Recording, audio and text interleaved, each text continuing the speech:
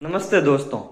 आज मैं रास्ते से आ रहा था, तभी मैंने देखा एक मंदिर के आगे एक व्यक्ति घंटा बजा के हाथ जोड़ के प्रभु से मन्नत मांग रहा था या कुछ अपनी शंका सुना रहा था। तो आप उस सज्जन को क्या कहना चाहेंगे? मैं ये कहता हूँ कि आज वो सज्जन जब निर्दोष जीवों को मार कर खाता है तब उसे भगवान याद नहीं रहता, और जब कोई विपदा, कोई आपत्ति, कोई बीमारी आती है तब वो ही बंदा हाथ जोड़ के उसी मंदिर के आगे आकर भीख मांगता है कि मुझे इस बीमारी से छुटकारा दिलाओ प्रभु। क्या वो प्रभु उसको छुटकारा दिला पाएगा? क्या जो निर्दोष जीव उसने मारा उसका पाप नहीं लगेगा? क्या आपने अपने जीभ के स्वाद के कारण किसी के बेटे की, किसी के माँ की, किसी के बहन की, किसी की बुआ की आपने जान छीनी है? क्या उनको पाप नहीं? क्या उनके परिवार को दुख नहीं हुआ? जब आप किसी को दुख देकर और फिर प्रभु से प्रार्थना करते हो कि हे भगवान हमें इस बीमारी से निजात दिलाओ, क्या वो प्रभु ऐसा आपके करेगा? हम अपने कर्म करते टाइम पाप करते हैं, उसको हम नहीं देखते, और जब हमारे ऊपर कोई परेशानी आती है तो फट मंदिर का घंटा बजाकर हाथ जोड़कर प्रभु से बोल देते हैं कि आप हमारे इस पाप को नष्ट कर दीजिए, हम इतना रुपए का आपको चढ़ा देंगे। क्या ये करना उचित है? क्या ये वो प्रभु इसके पाप कष्ट को दूर कर पाएगा?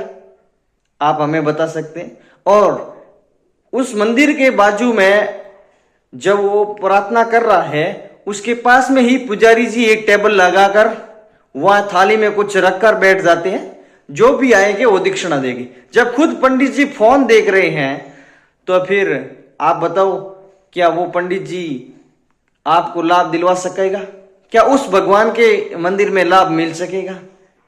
ऐसे लोगों ने, ऐसे पंडितों ने लोगों को भ्रमित कर रखा है। एक मंदिर बना देगा, फिर वो आप अपनी आजीवन मजदूरी उस मंदिर में करेगा और उसकी पीढ़ी दर पीढ़ी संतान भी उसी मंदिर में पुजारी बनकर लोगों को ठगते रहेंगे।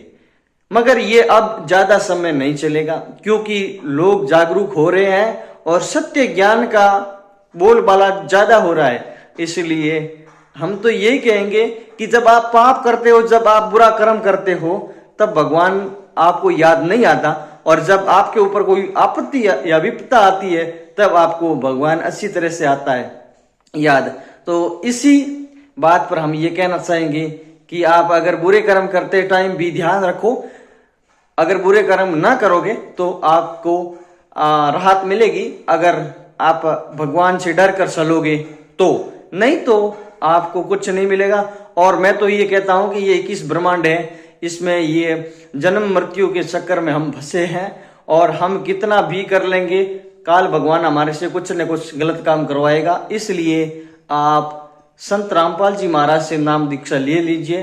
उनसे नाम दीक्षा लेने के बाद आपके हर प्रकार की संकट का आपका सहायता होगी और पूर्ण मोक्ष मिलेगा। आज ही आप शाम 7:30 बजे साधना टीवी चैनल पर आ रहे सत्संग प्रोग्राम को जरूर देखें। धन्यवाद।